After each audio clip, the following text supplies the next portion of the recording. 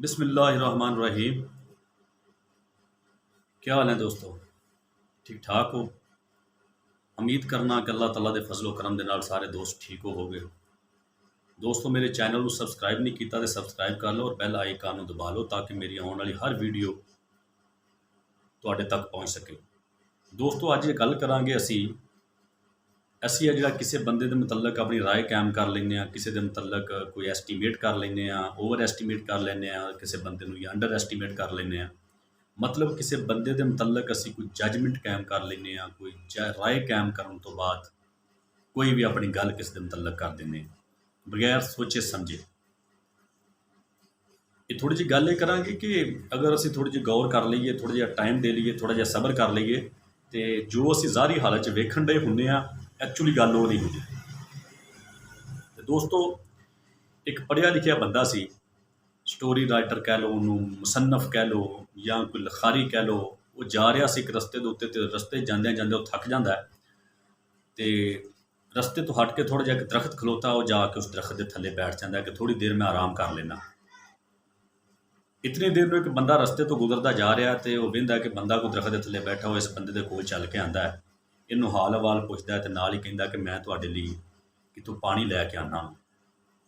ये कहते हैं कि ठीक है तुसी पानी लै आवो। पानी लैन जो चला जाता है तो ये सोचते हैं उस बंदे के मुतलक कि यार ये बंदा कितना चंगा है कि उतों उतरिया है तो मैनू आन के इन्हें पूछया दरख्त के थले बैठिया तो पानी लैन चला गया मेरे बगैर कहण तो मैं इस बंदे के उपर एक स्टोरी लिखांगा। यानी कि उन्होंने एक एस्टीमेट लगा लिया, उन्होंने एक जजमेंट कर ली कि मैं इस बंदे के उपर एक स्टोरी लिखनी है। थोड़ी देर तक उड़ीकते रहते हैं लेकिन वो बंदा नहीं आया। बंदा नहीं आया तो फिर इन्हों का माइंड चेंज हो जाता है। जो पहले स्कैच जेन च बनाया सी, इन्होंने कहा कि यार ये बंदा तो बहुत गलत निकलिया कि इन्हें मेरी जी जेहन के मैं गल सोची सी इस गल तो पूरा ही नहीं उतरिया। ये तो बंदा ही ठीक नहीं, तो बंदा गलत है, लिहाजा ये उत्ते कोई स्टोरी वगैरह लिखने की लड़ को नहीं। कहते सोचा नहीं लिया तो उन्हें चलो दूरों वहदा तो बंदा आ रहा, वो हथ एक जग तो गिलास है तो पानी लैके आ जाता, ठीक है। तो कहता जी कि लो पानी, तो ये पानी पीन लगता ना तो कहता जी कि मैं ना आख्या कि तुहाडे लई पानी लैके भी जाना तो चलो पानी मिठा होना चाहिए तो पानी ठंडा होना चाहिए। तो इस वास्ते मैं बड़े खुश होए कि हुण पानी मिठा, इन्होंने जेहन च फिर एक स्कैच बना लिया कि पानी मिठा होना है तो पानी ठंडा होना है। जदों पानी पीता इन्होंने एक घुट भरिया ना तो इन्होंने पानी का गिलास तो पी लिया, लेकिन इन्होंने गुस्सा फिर बहुत ज़्यादा उस बंदे पर आया। एक मिनट वास्ते इन्हें फिर सोच लिया कि बंदा चंगा है। गुस्सा फिर इन्ना आंदा इन्हों कि कहते क्योंकि पानी एक तो वह पानी फोका सी, उहदे विच बर्फ वगैरह भी कोई नहीं सी, ते कल्ला नींबू उहदे विच पाया सी। ते इस बंदे नूं बड़े परेशानी हुई कि यार मैं इस बंदे के बारे कैसी गल मैं जजमेंट कर रहा तो बंदा वाकई गलत है। तो इन्ने चिर नूं बंदा ना जेब दे विचों एक पुड़िया कढ़दा बाहर चीनी वाले, कहंदा जी कि मैनूं पता है कि अजकल बंदियां नूं बहुत ज़्यादा शुगर वगैरह होंदी है, इस तो मैं नींबू तो पानी दे विच मैं लीमू तो पा लिया सी, लेकिन मैं ना ये चीनी नाल लै आंदी कि जिन्नी कि तुहानूं जरूरत होगी तुसीं उन्नी कि पा लवोगे।